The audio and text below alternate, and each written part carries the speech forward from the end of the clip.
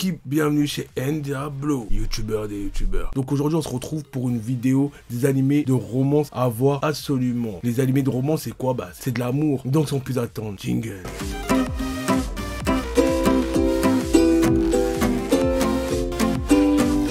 Avant de commencer, j'espère que vous connaissez les genres d'animés. Il y a plusieurs catégories. Il y a seinen, romance, comédie, drama, shoujo, shonen. Il y a les eshish et il y a les H. Bon, ça après c'est autre chose. Voilà, je vous ai donné un cours des catégories d'animés. Rainbow Day. L'histoire se centre sur 4 jeunes lycéens. Natsuki, Hachiba, je vais pas sortir tous les blazes quand même. Les 4 amis étant dans la même classe, ils passent une grande partie de leur temps ensemble. Depuis quelques temps, Natsuki a la tête ailleurs. La discrète Anna, qui l'a consolée le soir de Noël alors qu'elle venait de se faire larguer, occupe tous ses pensées. Conscience de la timidité et de la naïveté du jeune homme, ses amis décident de l'aider à leur manière à se rapprocher de la jeune fille. Pour le pire et le meilleur. Donc là, c'est un anime de romance comédie. Là, c'est un mec qui s'est fait consoler par une meuf quand il s'est fait larguer à Noël. Et là, il est timide. Ses potes vont l'aider à pécho la meuf. Donc, je vous invite à aller voir. Comment va-t-il pécho la meuf? Suivant. To Pet of Sakurashu. Voilà, encore de la romance comédie. Ah, moi, je vous mets un peu de comédie parce qu'il faut rigoler un peu dans les animes. Donc, l'histoire est basée sur un lycéen Sorata qui vit dans la demeure excentrique de Sakurasu. Un jour, la belle, élégante, gracieuse Mashiro Shina vient habiter l'immeuble. Malheureusement, derrière cette image presque parfaite de la jeune fille se cache un véritable problème. Mashiro ne sait absolument pas s'occuper d'elle. Elle possède une chambre en désordre complet et n'a aucun sens de l'orientation. Bref, elle n'est pas autonome. C'est ainsi que les camarades de classe de Sorata le désignent pour être le tuteur de Mashiro et va alors débuter la relation de maître animal de compagnie entre les deux protagonistes. Vous voyez là, c'est un petit genre de maître un peu de soumission façon, mais vous voyez, c'est drôle, on reste dans l'humour et après ça puisse être de la romance. Bon, je vous spoil pas la fin, mais bon, vous avez kiffé, donc je vous invite à aller voir.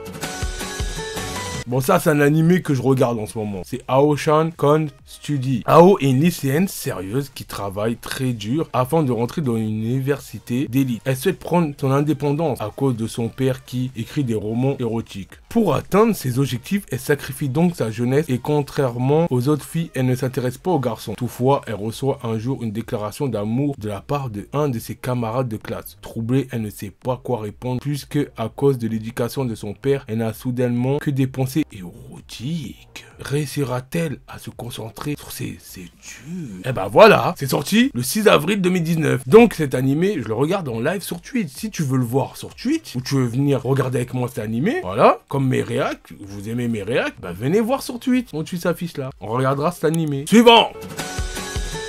Domestic Girlfriend. Alors là, je comprends pas pourquoi il n'y a pas dessus. On attend tous Dominique Girlfriend, tout le monde connaît. Fou amoureux de sa prof principale, Ina, le jeune Satsuo tente désespérément d'oublier cet amour impossible. Il fait ainsi la rencontre de Ring, une jeune fille de son âge avec qui il passe la nuit, mais le jeu de l'amour et du hasard provoque parfois des situations impromptues. Le remariage de son père implique de vivre avec deux nouvelles demi-sœurs, Ina et Ring. Comment vivre avec la femme avec qui on aime et la femme avec qui on a eu une aventure. Voilà, donc là les gars, c'est un mec, Satsuo, qui est amoureux de sa prof. Il sait que c'est mort. Un jour, il rencontre une meuf, je sais pas, il rencontre une meuf comme ça dans la rue et tout. La meuf elle dit ouais vas-y viens on va à l'hôtel. La meuf tu vois elle avait envie de se taper un mec, elle est venue, elle a dit plutôt pas mal, je me tape le mec. Hop, lui première fois il fait avec cette meuf, bam. Et en fait il voit que son père il se remarie et il doit vivre avec deux demi-sœurs. C'est la meuf qui la tape, il l'a tamponné et sa sœur c'est la prof qui l'amoureux. Et je vous invite à lire le manga parce que c'est très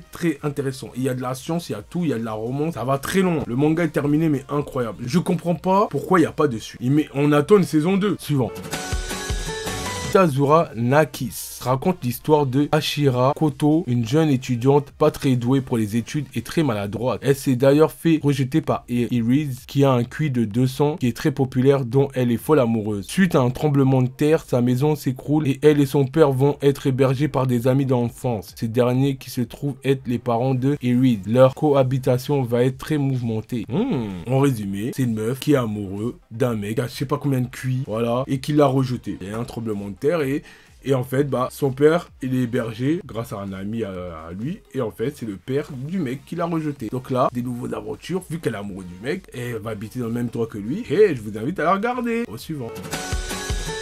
Là, presque marié, loin d'être amoureux. Version française. C'est Fukuju Bukinoto. Bon, ça, c'est un animé que j'ai réact. Normalement, vous allez sur ma chaîne, vous allez voir, j'ai réact. Allez, playlist, tapez Fuku. Et voilà, j'ai réact. Mais bon, je veux quand même, vite fait, vous dire le résumé, le synopsis. Alors, Jiro est un lycéen de 3e année et espère que Sakurazaka Shiro, son premier amour, soit sa partenaire pour les cours. Dans cette activité, les étudiants doivent démontrer qu'ils ont les compétences nécessaires pour vivre seuls avec un partenaire du sexe opposé, tout en étant présent à un certain niveau harmonie et la surveillance vidéo qui les évalue. Malheureusement, le hasard en a fait en sorte qu'il se retrouve avec la personne la plus opposée à lui, la Guerra Yataba. De son côté, Akira espère se retrouver avec Tanji Minami. Leur espoir est encore plus anéanti lorsqu'ils découvrent que Shiro et Minami ont été assignés ensemble. Pour sortir de cette situation, ils décident donc de coopérer à contre-cœur pour terminer dans les 10 premiers du classement et ainsi de recevoir le droit d'échanger leurs partenaires si les deux couples sont d'accord. Voilà, ça c'est le résumé officiel, le synopsis. Voilà, bon, après je vous invite à aller voir les réacts sur ma chaîne, hein. Il y a 6 vidéos de 2 épisodes à chaque fois, voilà. Suivant.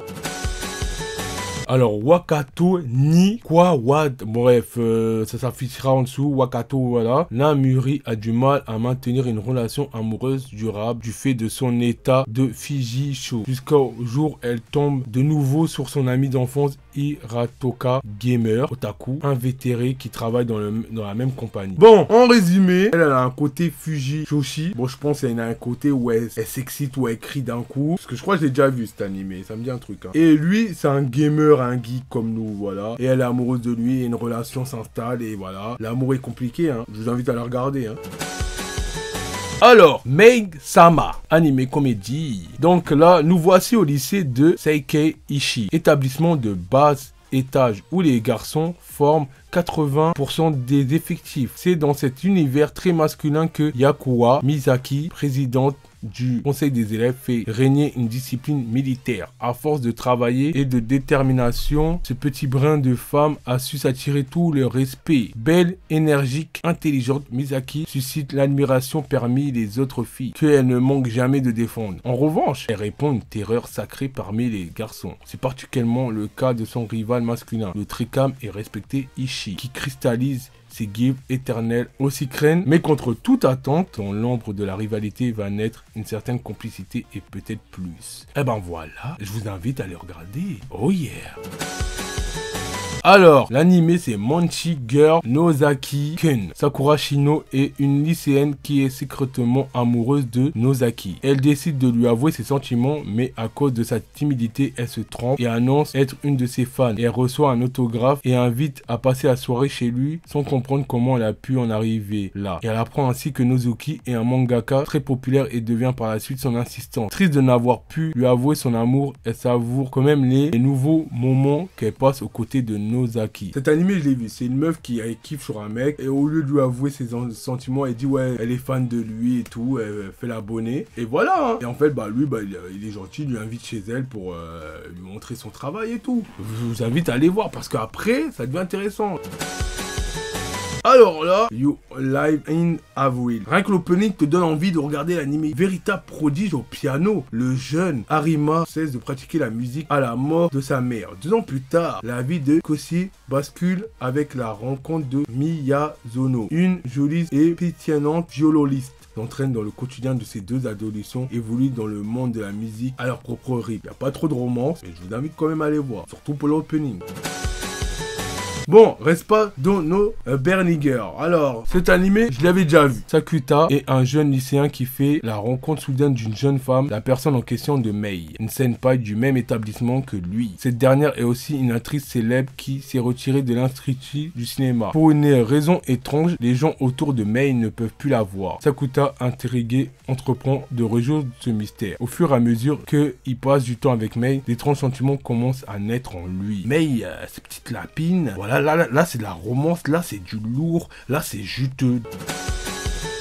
Alors là, je pense qu'il y a beaucoup de gens qui ont vu cet animé. Kaguya-sama Love is Weird. L'académie de Shushi est une école des plus prestiges du pays. À la tête de son conseil des élèves se trouvent Shiranagam, Miyuzuki et Kaguya, deux prodiges parmi les prodiges. Le temps qu'ils passent ensemble à la tête du conseil a indéniablement fait naître des sentiments entre eux. Donc là, c'est deux personnes qui sont des prodiges de leur école et tout. Et à force de rester ensemble, il y a des sentiments qui sont nés. Mais ils ont trop de fierté pour l'avouer. Donc là, c'est le premier qui avoue ses sentiments a perdu. Je vous invite à aller voir Kaguya-sama parce que c'est un excellent animé. Alors là, Nagatoro Senpai. C'est un peu plus de la comédie que de la romance. Bon, là, de la romance dans la saison 2. Bon, en fait, là, je m'y connais parce que j'ai fait la saison 2 et la saison 1 en réact. Donc, je t'invite quand même à la regarder et réact. L'histoire nous entraîne dans le quotidien d'un lycéen timide passant ses après-midi seul dans la salle du club d'art. Un jour, il attire l'attention de Nagatoro, une lycéenne en première année au caractère très taquin. En effet, cette dernière passe ses journées à se moquer de lui, à le maltraiter. Cependant, entre l'intimidation et la taquinerie, quelque chose d'autre commence à fleurir.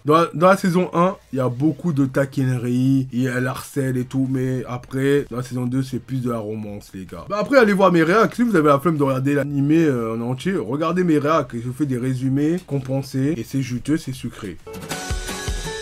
Ça s'appelle Meki Kuto. Alors là, la série se déroule dans une école de mix et suit l'histoire de Mika, une fille de 15 ans secrètement amoureuse de sa meilleure amie Ishio. Ishio aime également les filles, mais seulement les petites et mignonnes. Alors que Sumika est grande et douée en sport et pas vraiment timide. Je vous invite à la regarder, les gars. C'est très intéressant. Deux meilleures amies qui s'aiment, une qui aime sa meilleure amie. Basket, comédie, drama, fantastique, romance, cool, tout ce que vous voulez. Anda vient de perdre sa mère le mois de mai dernier. Elle doit vivre normalement chez son grand-père. Ce dernier renouvelle sa maison et aller vivre chez sa fille et son mari. Anda n'a d'autre choix que de trouver un endroit où vivre le temps des travaux. Elle décide donc d'installer sa tente sur un terrain de vagues et d'y vivre paisiblement avec pour seule compagnie un portrait de Anda. Ce terrain appartient à sa famille Soma et plus précisément comprend la maison de Soma qui a recueilli Yuki, membre de sa famille. Toruya fera leur connaissance et sympathisera particulièrement avec Yuki, élève de sa classe. Les Soma en profitent alors pour recueillir la jeune fille chez eux. Donc je vous invite à aller voir Fruit Basket parce que c'est juté. Là, il y a de la romance, il y a du drama, il y a de la fantastique. Ça va dans tous les sens. Donc c'était tout pour les animés de romance à voir. Si tu as aimé cette vidéo, je t'invite à liker, très important, et à me donner des animés de romance que j'ai oubliés, sûrement. Hein. Et je t'invite à me rejoindre sur Twitch, et à me suivre sur Instagram, et à me suivre sur TikTok, et à me rejoindre sur Discord. Donc voilà, c'était Ndiablo. On se retrouve à la semaine prochaine pour une nouvelle vidéo.